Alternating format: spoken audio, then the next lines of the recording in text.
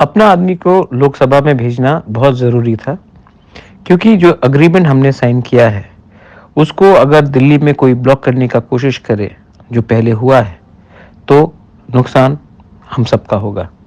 इसी के लिए हमने ऐसा व्यक्ति को चुना जो हमें हेल्प करेगा और हमारा नुकसान नहीं पहुंचाएगा एग्रीमेंट को इम्प्लीमेंट करने के लिए दिल्ली में।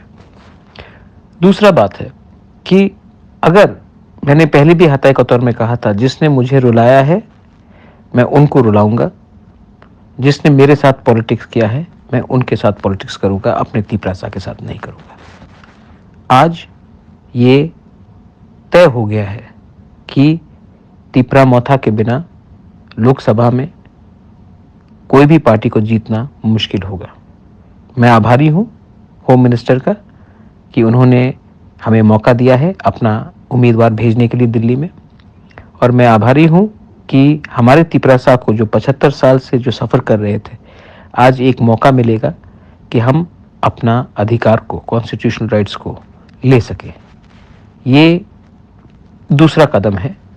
आने वाले दिन में आप देखेंगे कि मैं तीपरासा के लिए कैसे निगोशिएट करता हूं दिल्ली में। बेलाइनो हम भाई।